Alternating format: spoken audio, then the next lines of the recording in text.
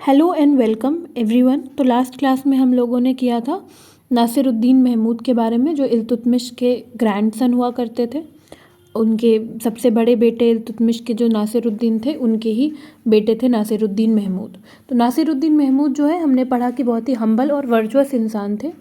तो इनको जो है वो पब्लिक और साथ साथ मिनिस्टर्स, टर्किश नोबल्स सब इनकी रिस्पेक्ट करते थे, क्योंकि ये इतना पॉलिटिक्स में इंटरेस्टेड नहीं थे। तो इनको जो है नोबेल्स ने मिल करके इनको कहा कि आप अपने मन से किसी को भी नोबेल में अपना वज़ीर चुन सकते हो। सुल्तान ने कहा कि वो वज़ीर जो है वो बलबन को बनाना चाहेंगे। बलबन जो है इससे पहले बदाऊं के गवर्नर अमीर हाजिब रह चुके थे। बलबन ने जो है वज़ारत ले लिया और फिर वो जो है वज़ीर बने। उलुग खान के नाम, उलुग खान की उपाधि उन्होंने ली। He won the love and confidence of young Sultan by his courteous and dignified conduct towards him. He further cemented his personal attachment to Nasiruddin by offering the hand of his daughter in marriage to him in 1249.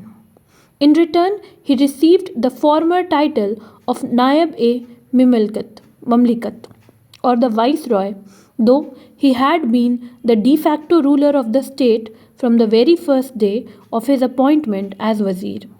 The new Wazir, Abu Bakr, acted under the dictates of Balban. The Naib-e-Mamlikat took care, however, to maintain the formal dignity of the Sultan and allowed him to have his say in some non-controversial matters, particularly those in which the self-interest of Shami nobles were not involved. He served Nasiruddin faithfully throughout his reign, except for a brief interval in 1253-54. He strengthened his position gradually by promoting the interest of his kinsman and friend. His younger brother Kishlu Khan was Amir-e-Hazib, later the governor of Nagaur, while his cousin Sher Khan Sunkar held the governorship of the Iktas of Bhatinda and Lahore and possessed the additional supervisory powers over the whole of northwestern frontier. कहा जा रहा है कि बलबन जो है वो नासिरुद्दीन के minister की तरह उन्होंने कैसे सर्व किया। तो हमने पढ़ा पहले भी कि हमने नासिरुद्दीन से पहले ही बलबन के बारे में थोड़ा सा हमें इंट्रोडक्शन मिल चुका है कि वो शमी नोवेल्स में दल चालीसा के एक मेंबर थे वो भी। तो नासिरुद्दीन महमूद ने जो है वो बलबन को कहा कि बलबन जो है वो उनके वज़ीर बनेंगे। और बलबन जो है उन्होंने क्या किया, नासिरुद्दीन महमूद के साथ अपने रिलेशंस को, अपने प्यार को बढ़ाने के लिए, लव को बढ़ाने के लिए उनके साथ हमेशा कर्टियस और डिग्निफाइड बिहेवियर रखा उनकी तरफ, और स्ट्रेंथन करने के लिए अपने पर्सनल अटैचमेंट को सुल्तान के साथ उन्होंने जो है अपनी बेटी की शादी सुल्तान से करवा दी 1249 में। उन्होंने जो है इसके बाद नासिरुद्दीन महमूद ने बलबन को जो है नायब-ए-ममलिकात का टाइटल दे दिया या फिर वॉइस रॉय बना दिया। बल्कि वॉइस रॉय बनने से बहुत पहले से ही जो है रियल रूलर बलबन ही थे। वो काम कर रहे थे, जब से वो वज़ीर बने थे तब से ही वो सारे काम कर रहे थे। नया वज़ीर अबू बकर को बनाया गया। अबू बकर जो है वो खुद भी बलबन के ही इशारों पर काम करते थे, लेकिन बलबन ने जो है इस बात का पूरा ध्यान रखा कि फॉर्मली जो एक सुल्तान की इज़्ज़त होती है वो मिलनी चाहिए नासिरुद्दीन महमूद को, पर्टिकुलरली उन मैटर्स में जिसमें शमसी नोवेल्स नहीं इन्वॉल्व है, तो वहाँ पर उनको कंसिडर किया गया नासिरुद्दीन महमूद को। बलबन ने जो है नासिरुद्दीन को अपने पूरे ज़िंदगी में बहुत ही फेथफुली नासिरुद्दीन को सर्व किया। और एक ब्रीफ पीरियड के लिए 1253 से 54 में माना जाता है कि थोड़ा वो अलग हो गए नासिरुद्दीन से, और वरना वो हमेशा उनके साथ फेथफुल रहे। बलबन ने अपने पोजीशन को स्ट्रॉन्ग किया, अपने लोगों को, अपने दोस्तों को जो है अच्छे अच्छे पोस्ट पर अपॉइंट करवा के। जैसे उसने अपने छोटे भाई किशलू खान को अमीर हाजिब बनवा दिया और बाद में नागौर का गवर्नर बनवाया, जबकि अपने चचेरे भाई शेर खान सुंकर को उन्होंने जो है भटिंडा के इक्ता की गवर्नरशिप दिलवाई और लाहौर भी दिलवाया। नॉर्थ वेस्टर्न फ्रंटियर प्रोविंस भी बाद में जो है उनके चचेरे भाई शेर खान के अंदर आ गया। Achievements of Balban as minister. अब बलबन ने मिनिस्टर बन के क्या क्या काम किया वो जानना है। There was no government worth the name when Balban took charge as minister of Nasiruddin. The northwestern India had been laid waste by the repeated onslaughts of the Mongols.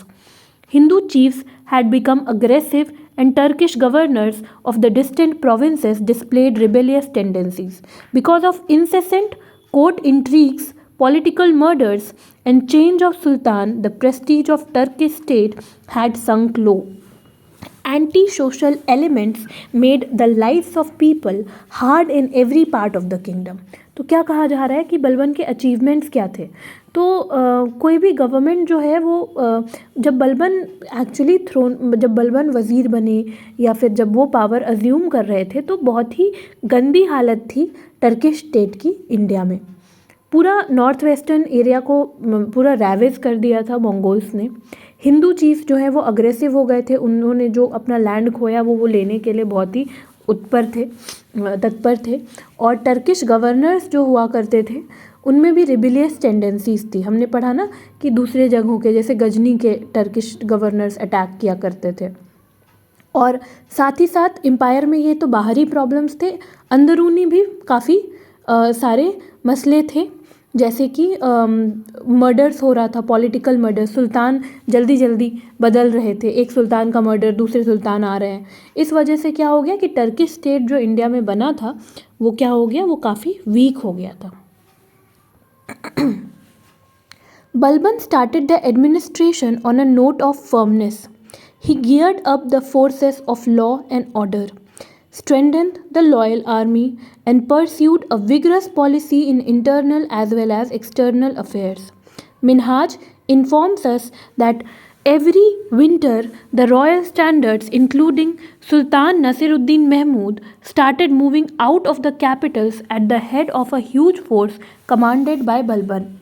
The enterprising minister launched annual expeditions against enemies of the state, Mongols, Hindu chieftains, or rebellious Turkish nobles. Whatever the actual outcome of military engagements, this policy restored confidence in the heart of the subjects, particularly the populace of Delhi. Toned up the administration of the Iktas visited by royal intrigues and raised the prestige of central government. तो बलबन जब आए वज़ीर बने, उनको पता चल गया नहीं ऐसे तो काम नहीं चलेगा, तो बलबन ने लॉ एंड ऑर्डर मेंटेन करवाया, रॉयल आर्मी को स्ट्रेंथन किया, और क्या उन्होंने एक्सटर्नल अफेयर्स पर भी एक बहुत ही फर्म पॉलिसी रखी। थोड़ा ये जो है ये थोड़े मतलब हार्ड हैंडेड पॉलिसीज़ इन्होंने रखी। मिनहाज ने लिखा है कि हर साल जो है बड़ी आर्मी लेकर के सुल्तान के साथ बलबन जो है मूव किया करते थे, अलग अलग इक्ता जा कर के ये एक्सपीडिशन करते थे, मंगोल्स और हिंदू चीफ्टन्स के एरिया में जाकर एक्सपीडिशन करते थे। और इससे क्या हुआ कि ये जीते या हारे वो अलग बात है, लेकिन इससे क्या हुआ कि दिल्ली की जनता और बाकी जो भी जहाँ भी ये रूल कर रहे थे उनके मन में कॉन्फिडेंस आया कि बाहरी लोगों से हमें प्रोटेक्शन दिया जा रहा है। इससे क्या हुआ, और इक्ता भी ये विज़िट किया करते थे, इससे क्या हुआ इक्ता के लोग जो हैं वो लॉयल रहे कि टाइम टू टाइम जो है सुल्तान विज़िट कर रहे हैं। इससे क्या हुआ कि आगे जो और डिसइंटीग्रेशन, पहले तो डिसइंटीग्रेशन काफ़ी हो चुका है, लेकिन और जो आने वाले समय में डिसइंटीग्रेशन हो सकता था वो बचा। The incompetence of dissatisfied provincial governors and subordinate officers were dealt with by Balban with an iron hand. Balban marked the beginning of Nasiruddin's reign by leading an army under the beating of the drums into Punjab against the turbulent Khokhars and the Mongols. The royal standards, including the Sultan, were encamped on the Ravi, while Balban moved through the salt range to the Indus. क्या कहा जा रहा है, कहा जा रहा है कि जो इनकॉम्पिटेंट गवर्नर्स हुआ करते थे उनको जो है उनके साथ बड़ा ख़राब ट्रीटमेंट होता था, उनके साथ बड़े ही आयरन हैंड के साथ बड़े ही सख्ती से पेश आया जाता था कि आपके वजह से प्रॉब्लम्स आ रहे हैं, आप एम्पायर को प्रोटेक्ट नहीं कर पा रहे, अपने काम को नहीं कर पा रहे। बलबन जो है उन्होंने नासिरुद्दीन के रेन को स्ट्रॉन्ग बनाया। कैसे, हर तरफ पंजाब हो, इधर उधर हर तरफ ये जो है ये लोग जाया करते थे, एक्सपीडिशंस करते थे, और क्या करते थे जैसे खोखर और मंगोल्स के एरिया में भी जा कर के इन्होंने एक्सपीडिशन किया। और रॉयल स्टैंडर्ड्स को बढ़ाया। सॉल्ट रेंज में हमने पढ़ा कि हिंदू चीफ्टेंस जो हैं वो अग्रेसिव हुआ करते थे, तो बलबन खुद भी गए और सुल्तान ने जो है वो रवि नदी के ऊपर इन कैंपिंग की और बलबन जो है उन्होंने इंदस पर सॉल्ट रेंज पर इन कैंपिंग की। On the approach of royal forces, Mongols retired from the country. They had plundered and devastated region up to Lahore and carried away thousands of people as slave. People as slave. I'm so sorry. Peoples तो नहीं होता है. People is itself plural. Balban was obliged to return for want of provender and other necessaries for the army. तो क्या हो गया कि जब बलबन वहाँ पहुँचे तो क्या हो गया, मंगोल्स भारत से चले गए। मंगोल्स अपने साथ बहुत सारे लोगों को ले गए और उन्होंने गुलाम बना लिया मंगोल्स ने। बलबन जो है वो वापस आने वाले थे, उनके पास जो नेसेसरी आइटम्स थी आर्मी की वो ख़त्म हो गई थी। 1247-48 में Balban carried out a punitive expedition against the refractory zamindars of the Doab. A couple of Hindu rebels were defeated and their sympathizers crushed mercilessly. The royal standards reached as far as Kara, where Jalaluddin, who held the fief of Kannauj, waited upon the Sultan. तो क्या कहा जा रहा है कि 1247-48 में बलबन ने जो है एक्सपीडिशन किया दोआब रीजन में, मतलब गंगा यमुना दोआब रीजन में। क्या हुआ, कहाँ कौन जो हैं जो कि टर्किश एम्पायर के अगेंस्ट हैं, जो हिंदू रिबेल्स थे उनको हराया गया, उनसे जो लोग सिंपैथी रखते थे उनको मार दिया गया और रॉयल स्टैंडर्ड यानी कि टर्किश फोर्सेस को जो है वो इलाहाबाद तक सेट कर दिया गया। जलालुद्दीन जो हैं जो वो सुल्तान के लिए कन्नौज में वेट कर रहे थे। जलालुद्दीन जो है वो नसीरुद्दीन महमूद के स्टेप ब्रदर थे। ही वॉज ग्रांटेड द इक्ताज of Sambhal and Badaun, albeit Balban suspected him of disloyalty. Soon afterwards, Jalaluddin fled to Turkestan and sought shelter with the Mongols. Jalaluddin Balban को ऐसा लग रहा था कि जलालुद्दीन जो हैं वो डिसलॉयल हैं, वो दिल्ली सल्तनत के साथ लॉयल नहीं है, और इसीलिए बलबन ने जो है इससे पहले कि बलबन वहाँ पहुँचे जलालुद्दीन जो है तुर्किस्तान भाग गए, जिससे और मंगोल्स के साथ रहने लगे, जिससे पता चला कि शायद वो डिसलॉयल हैं। Kishlu Khan was not satisfied with the governorship of Nagaur, having been frustrated in his designs to acquire control over Multan and Sindh, he turned against Balban. Kishlu Khan जो है वो उनको बिल्कुल पसंद नहीं था गवर्नरशिप जो नागौर का था, और वो चाहते थे, किशलू खान कौन है, ये बलबन के भाई हैं, और ये बिल्कुल सेटिस्फाइड नहीं है नागौर के गवर्नरशिप से, इनको मुल्तान और सिंध चाहिए, इसलिए ये बलबन के अगेंस्ट हो गए हैं। 1253 में बलबन के अगेंस्ट एक कॉन्स्पिरेसी षड्यंत्र रचा गया उस नोबल्स से जो बलबन के राइजिंग पावर से क्या थे, जेलस थे। Imaduddin Raihan, an Indian Muslim, and Kishlu Khan were the ringleaders. They enjoyed the blessing of Malika-e-Jahan, the mother of Sultan Nasiruddin. तो इमादुद्दीन रैहान जो कि एक भारतीय मुस्लिम थे और किशलू खान जो कि बलबन के खुद के भाई थे, तो ये दोनों मेन थे जो ये षड्यंत्र रच रहे थे। और इनको सपोर्ट कौन कर रही थी, मलिका-ए-जहान जो कि सुल्तान नासिरुद्दीन की माँ थी। दे poisoned the ears of the Sultan against Balban, who also made an unsuccessful bid to murder the Malik Naib. When Balban come to know of it, he volunteered to resign the post. He was sent to Hansi as its governor, and Raihan became the Naib-e-Mamlikat. He, however, failed to run the government effectively and incurred the displeasure of the Sultan. The Samsi noble made a common cause with Balban and staged a comeback by show of force.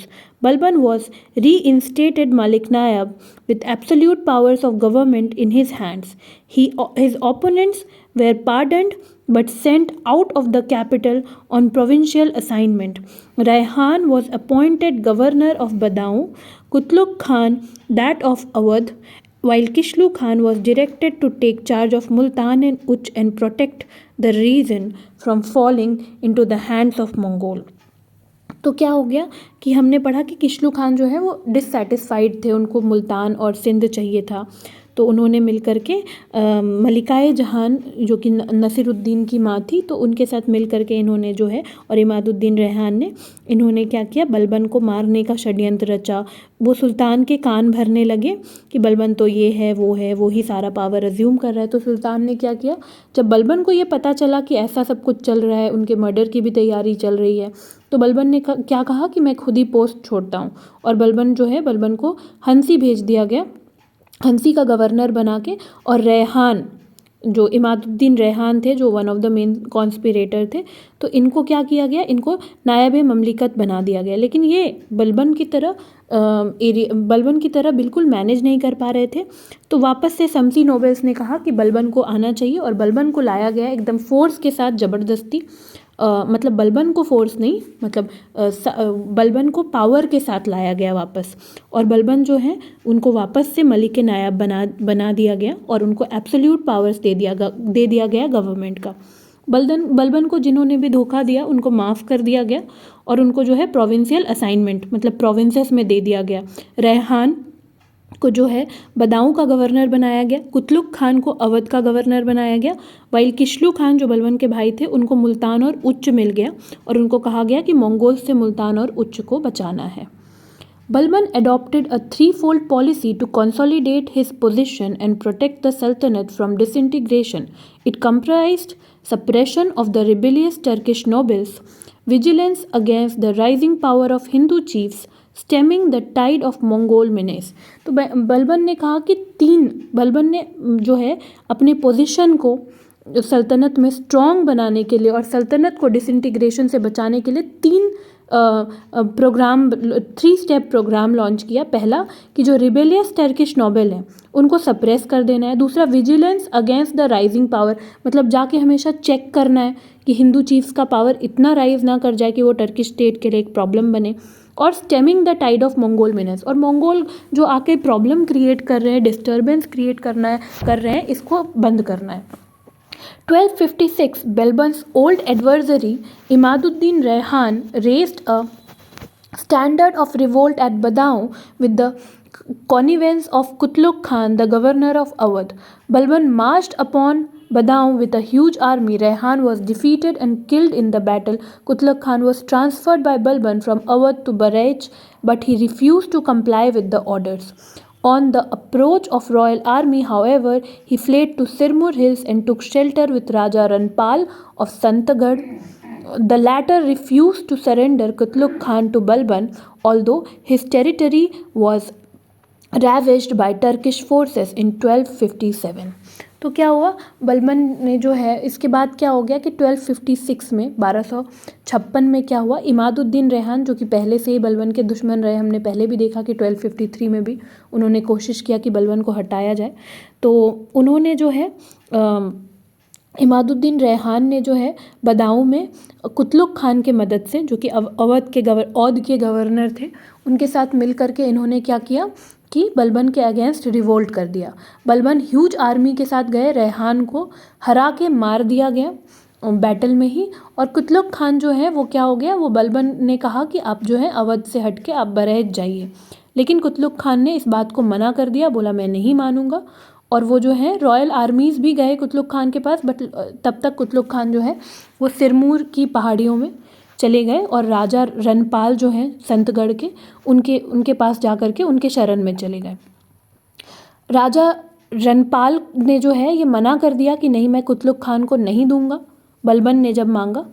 जबकि राजा रनपाल पूरे संतगढ़ को जो है बलबन के forces ने जो है वो बर्बाद कर दिया, बट ये हुआ।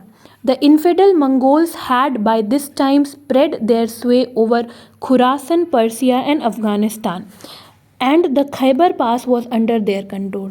इस समय तक में मंगोल्स जो हैं वो अलग अलग एरिया में फैल गए थे, खुरासन, पर्सिया, अफ़गानिस्तान और खैबर पास, इन सारे एरिया को उन्होंने अपने कंट्रोल में ले लिया था। नॉर्थ वेस्टर्न इंडिया जैसे कि सिंध वगैरह जो है वो मंगोल्स के प्लंडर, मंगोल्स के लूट को जो है एकदम मंगोल्स के लूट के लिए तैयार थी। अब क्यों, मतलब तैयार थी, मतलब ये अपने तरफ से तैयार नहीं थे, मतलब वो खाली थी, मंगोल्स आराम से आकर के उसको प्लंडर कर सकते थे।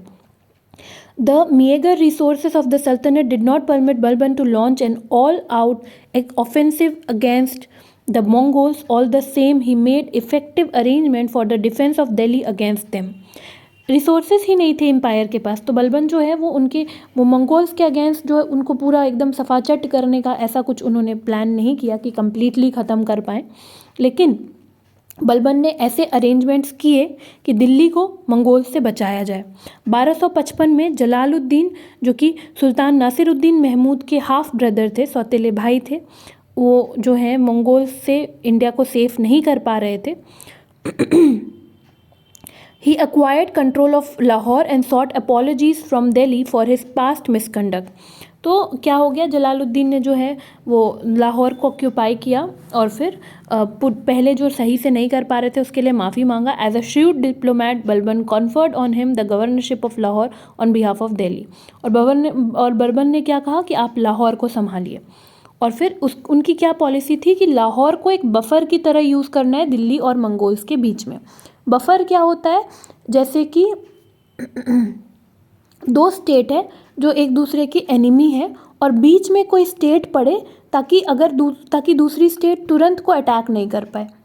Like we can imagine any country, like अभी we can take the example of India and Pakistan. तो इंडिया और पाकिस्तान के बीच में सपोज एक और कुछ क्रिएट हो जाए जिसकी थोड़ी बहुत फ्रेंडशिप बने या फिर नहीं भी बने, तो मतलब वी कैन से कि पहले अगर पाकिस्तान की तरफ से अटैक करते हैं तो वो पहले उनको वहाँ होकर के तब आना होगा। तो क्या होता है, वो एज अ प्रोटेक्शन यूज़ हो गया। तो वो जो नया स्टेट होगा उसको हम लोग बफर स्टेट कह सकते हैं। ठीक है, आगे बढ़ते हैं। Similarly, Kishlu Khan, the governor of Multan and Uch since 1254, was not loyal to Delhi. He continued to harbor ill will against Balban. Towards the close of 1257, Mongols advanced into the territories of Uch and Multan. Kishlu Khan, instead of giving them a fight, acknowledged the suzerainty of Halaku Khan, the Mongol ruler of Persia, and entered into a treaty with the Mongols for a joint attack on Delhi. When Balban came to know of it, he made effective arrangement for the defense of the capital and lost no time in establishing diplomatic contacts with Halaku Khan. The Mongol emissaries who visited Delhi in 1258-59 were deeply impressed by the military strength, prosperity and popularity of the Sultanate. They were convinced about the competence of Delhi to defend its frontier and accordingly refrained from entering into conflict with it. The sinister designs of Kishlu Khan and other Turkish deserters from Delhi therefore did not materialize. Because of the Mongols' presence, however, the provinces of Lahore, Multan and Sindh could not be effectively brought under the control of Delhi during the reign of Nasiruddin Mahmud. तो यहाँ पर क्या कहा जा रहा है, किशलू खान जो कि बलबन के भाई थे, वो बलबन के खिलाफ मन में जहर उनके हमेशा से रहा और उन्होंने जो है वो बिल्कुल लॉयल नहीं थे, दिल्ली को लेकर के बिल्कुल फेथफुल नहीं थे, वफादार नहीं थे। और 1257 में मंगोल्स जब आए उच्च और मुल्तान में, तो किशलू खान को गवर्नर बनाया गया था मुल्तान का कि आप उनसे फ़ाइट करेंगे। बट किशलू खान ने बिना फ़ाइट किए हलाकू खान, जो कि मंगोल के रूलर थे, पर्सिया के मंगोल रूलर थे, उनसे दोस्ती कर ली और कहा कि चलो मिल के दिल्ली पर अटैक करते हैं। जब बलबन को इसका पता चला तो उन्होंने इफ़ेक्टिव अरेंजमेंट किया डिफेंस का दिल्ली को बचाने के लिए और हलाकू खान से जाकर के डिप्लोमेटिक कांटेक्ट किया। जब मंगोल के लोग, जब हलाकू खान ने मंगोल इमिशरीज़ को भेजा दिल्ली विज़िट करने, तो जब 1258 और 59 में वो लोग दिल्ली आए तो उन्होंने क्या देखा कि दिल्ली में बड़ा स्ट्रेंथ है, प्रॉस्पेरिटी है, पॉपुलैरिटी है। तो वो कन्विंस हो गए कि दिल्ली जो है वो बहुत स्ट्रॉन्ग है और तो वो बचाने में खुद को सक्षम है। तो इसलिए जो है किशलू खान ने बाद में जो भी अपने भयावह प्लान बनाए थे, डरावने प्लान्स बनाए थे कि डिफ़ीट कर देंगे, वो उन्होंने कैंसिल कर दिया। तो दिल्ली तो बच गया, लेकिन मंगोल के होने की वजह से लाहौर, मुल्तान और सिंध नासिरुद्दीन महमूद के सुल्तान रहते रहते कभी भी दिल्ली के प्रॉपर कंट्रोल में नहीं आ पाया। I am so sorry for that. Now just a second. Okay, then there's this last paragraph. A number of powerful Hindu states were re-established along the periphery of Delhi Sultanate in India. in India and the Gangetic Valley. They recovered big slices of territory from the hands of the Turks. Balban, as ministers of Nasiruddin, lacked the resources to deal with them forcefully.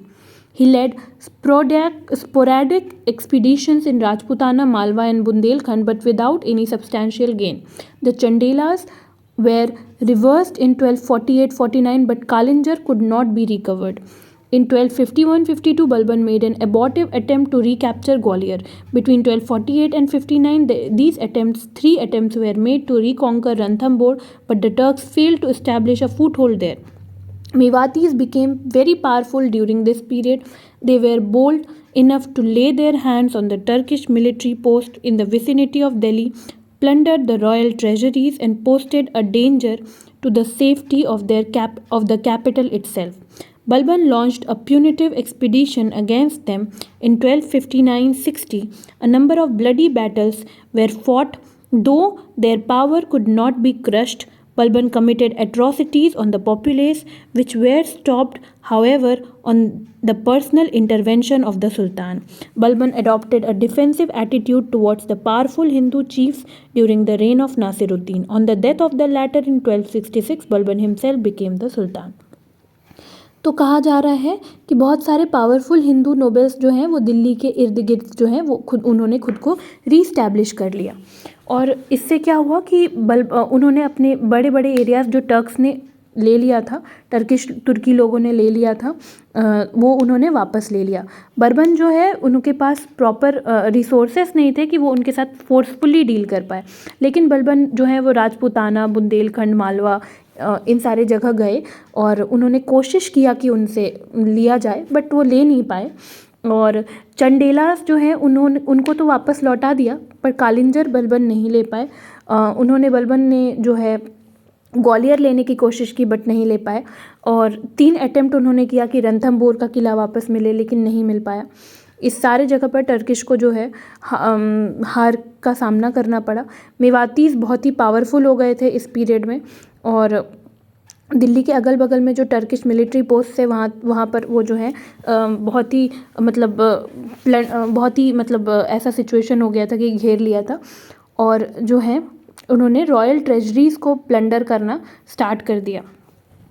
Capital की भी safety जो है थोड़े question में आ गई।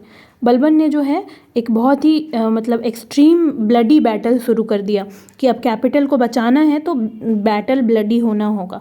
लेकिन फिर वो जो है वो नॉर्मल पॉपुलेशन को भी मारने लगे, ऐसी चीज़ें होने लगी। लेकिन फिर सुल्तान के पर्सनल रिक्वेस्ट पे बलबन ने लोगों को मारना, नॉर्मल पॉपुलेशन को मारना बंद कर दिया। और जो है जो पावरफुल हिंदू चीफ्स थे उनके साथ जो है डिफेंसिव एटीट्यूड रखा, उनसे बस खुद को बचाना है। डिफेंस का क्या मतलब होता है? खुद को बचाना। अटैक मतलब दूसरे पर अटैक करते हैं, दूसरे के ऊपर आक्रमण किया, but he was maintaining a defensive attitude. ये लोग जो पावरफुल हो रहे थे, वापस से टर्किश एम्पायर को ख़त्म करना चाह रहे थे, बस उनसे बलबन ने खुद को बचाया। ये हुआ। जब नासिरुद्दीन महमूद की जो है वो मर गए 1266 में, तो बलबन जो है वो खुद सुल्तान बन गए। और फिर शुरू हुआ सेकंड इलबारी डायनेस्टी, जिसमें हम लोग घियासुद्दीन बलबन के बारे में जो है थोड़ा डिटेल में पढ़ेंगे। As you can see it's a long thing, so we will be doing it in the next video. Thank you so much for watching. Thank you.